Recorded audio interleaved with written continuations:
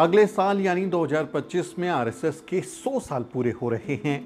अपने शताब्दी वर्ष में आरएसएस भारत को हिंदू राष्ट्र बनाना चाहता है, लेकिन 2024 के लोकसभा चुनाव में जिस तरह से जनता ने मोदी सरकार को सबक सिखाया है, उससे आरएसएस का सपना अधूरा रह गया। लेकिन फिर भी आरएसएस देश को हिंदू राष्ट्र बनाने की दिशा में लगातार बढ़ रहा है। इसी कड़ी में मोदी सरकार ने सरकारी कर्मचारियों के आरएसएस में शामिल होने पर लगे बैन को हटा दिया है। मोदी सरकार ने राष्ट्रीय स्वयंसेवक संघ की गतिविधियों में सरकारी कर्मचारियों के शामिल होने पर लगे प्रतिबंध को हटा लिया है। गृह मंत्रालय की तरफ से इस संबंध में आदेश जारी किया गया है। मोदी सरकार ने 58 साल पहले यानी 1966 में सरकारी कर्मचारियों के राष्ट्रीय स्वयंसेवक संघ की गतिविधियों में भाग लेने पर लगाया गया बैन अब हटा लिया है। इसका मतलब ये है कि अब सरकारी कर्मचारी भी खुलकर आरएसएस के कार्यक्रमों में भाग ले सकेंगे। सरकारी कर्मचारी खुलकर आरएसएस की विचारधारा को आगे बढ़ा सकेंगे। यानी अब कोई सरकारी कर्मचारी नौकरी करते हुए भी आरएसएस का सदस्य, प्रचारक और कार्यवाहक वगैरह बन सकता है। अब आप कहेंगे कि इसमें क्या दिक्कत है, आरएसएस पर लगा बैन हट गया तो क्या हो गया। दरअसल दिक्कत यह है कि आरएसएस खुद एक ऐसा संगठन है जो देश को एकजुट करने के लिए नहीं बल्कि देश को बांटने के लिए काम करता है। आरएसएस के लोग देश में हिंदू मुस्लिम की आग भड़काते हैं, मुसलमानों के खिलाफ नफरत भड़काते हैं। आरएसएस वाले असली मुद्दों से ध्यान भटकाकर हर बात को पाकिस्तान से जोड़ देते हैं, मुसलमानों से जोड़ देते हैं। आरएसएस देशभक्ति के नाम पर हमारे देश के ही नागरिकों की नागरिकता छीन लेने की वकालत करता है।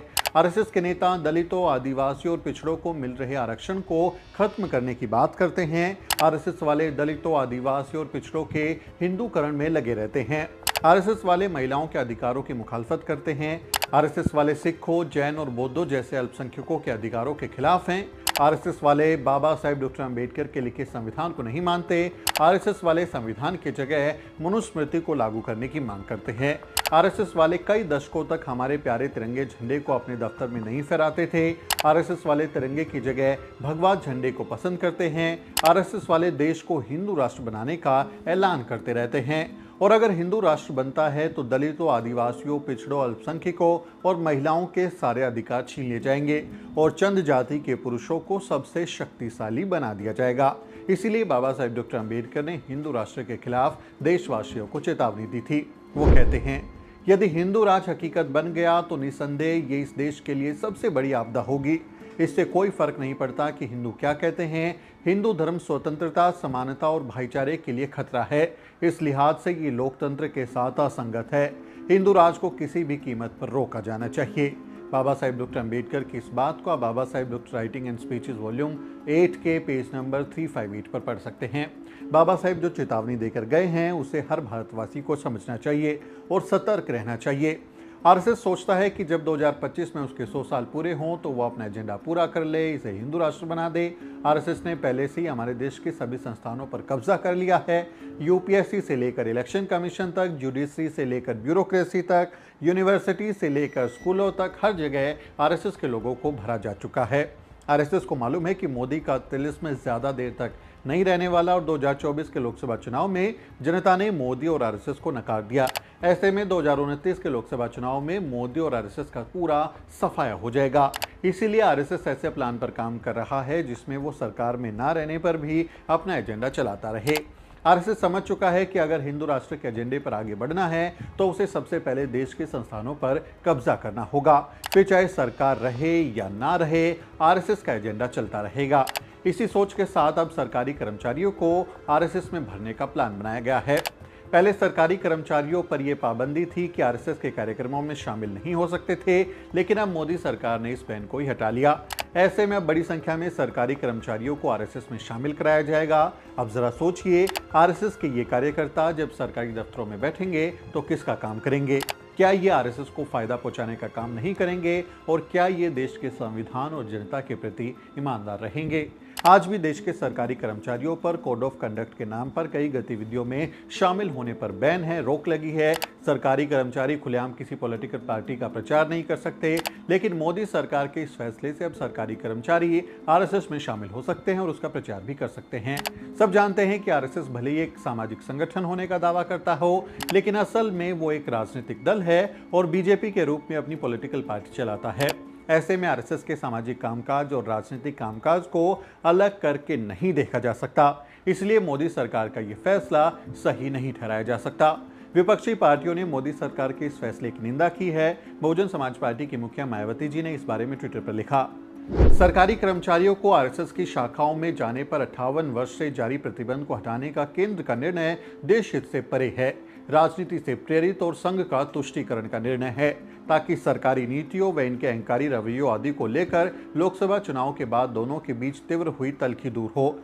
सरकारी कर्मचारियों को संविधान व कानून के दायरे में रहकर निष्पक्षता के साथ जनहित व जन कल्याण के कार्य करना जरूरी होता है, जबकि कई बार प्रतिबंधित रहे आरएसएस की गतिविधियां काफी राजनीतिक ही नहीं बल्कि पार्टी विशेष के लिए चुनावी भी रही हैं। ऐसे में निर्णय अनुचित है, तुरंत वापस होना चाहिए। एआईएमआईएम के अध्यक्ष असदुद्दीन ओवैसी ने भी इस फैसले को गलत बताया है। ओवैसी ने ट्विटर पर लिखा, इस आदेश से कथित तौर पर पता चलता है कि सरकार ने आरएसएस की गतिविधियों में भाग लेने वाले सरकारी कर्मचारियों पर से ये प्रतिबंध हटा दिया है। यदि ये सत्य है तो ये भारत की अखंडता और एकता के विरुद्ध है। आरएसएस पर प्रतिबंध इसलिए है क्योंकि उसने मूल रूप से संविधान, राष्ट्रीय ध्वज और राष्ट्रगान को स्वीकार करने से इनकार कर दिया था। प्रत्येक आरएसएस सदस्य शपथ लेता है कि वो हिंदुत्व को राष्ट्र से ऊपर रखता है। कोई भी सिविल सेवक यदि आरएसएस का सदस्य है तो वह राष्ट्र के प्रति वफादार नहीं हो सकता। कांग्रेस ने भी मोदी सरकार के इस फैसले का विरोध किया है और आरएसएस को गांधी की हत्या से जोड़ते हुए बैन को सही ठहराया। कांग्रेस नेता जयराम रमेश ने ट्विटर पर लिखा, फरवरी 1948 में गांधी जी की हत्या के बाद सरदार पटेल ने आरएसएस पर प्रतिबंध लगा दिया था। इसके बाद अच्छे आचरण के आश्वासन पर प्रतिबंध को हटाया गया। इसके बाद भी आरएसएस ने नागपुर में कभी तिरंगा नहीं फहराया। 1966 में आरएसएस की गतिविधियों में भाग लेने वाले सरकारी कर्मचारियों पर प्रतिबंध लगाया गया था और यही सही निर्णय भी था। ये 1966 में बैन लगाने के लिए जारी किया गया आधिकारिक आदेश है। 4 जून 2024 के बाद स्वयंभू नॉन बायोलॉजिकल प्रधानमंत्री और आरएसएस के बीच संबंधों में कड़वाहट आई है। 9 जुलाई 2024 को 58 साल का प्रतिबंध हटा दिया गया, जो अटल बिहारी वाजपेयी के प्रधानमंत्री कार्यकाल के दौरान भी लागू था। मेरा मानना है कि नौकरशाही अब निक्कर में भी आ सकती है। बाबा साहिब डॉक्टर अंबेडकर के पोते और वंचित बहुजन अघाड़ी के अध्यक्ष प्रकाश अंबेडकर ने भी इस बारे में लिखा, मेरे पास भाजपा और आरएसएस दोनों से 2 सवाल हैं। क्या आरएसएस पूरी तरह से भारत के लिए धर्मनिरपेक्ष राज्य को स्वीकार करता है और वो भारत के राष्ट्रीय ध्वज को स्वीकार करता है और भारत के संविधान के प्रति वफादार है? हमें मेरे सवाल का जवाब पता चल जाएगा। जवाब ना है। आरएसएस धर्मनिरपेक्ष भारत का विरोधी है, आरएसएस तिरंगे का विरोधी है, आरएसएस संविधान विरोधी है। यदि कोई सरकारी कर्मचारी आरएसएस और उनकी विभाजनकारी विचारधारा के प्रति वफादार है तो वो भारत के प्रति वफादार कैसे हो सकता है? ये बात सही है कि आरएसएस के लोग तिरंगे की जगह भगवा झंडे को ऊपर मानते हैं, संविधान की जगह मनुस्मृति को मानते हैं और भारत में राष्ट्रभक्ति, देशभक्ति से ऊपर हिंदुत्व को मानते हैं। ऐसे में क्या आने वाले दिनों में सरकारी कर्मचारी संविधान की जगह मनुस्मृति के हिसाब से काम करते नजर नहीं आएंगे? ये सवाल अपने आप में अहम हो जाता है। इस बारे में आपकी क्या राय है, कमेंट करके ज़रूर बताएं। आपसे अपील है वीडियो को शेयर करें, ज़रूरी वीडियो है, बाकी लोगों को भी पता चलना चाहिए। आपसे अपील है द न्यूज़ वीक को सब्सक्राइब करें।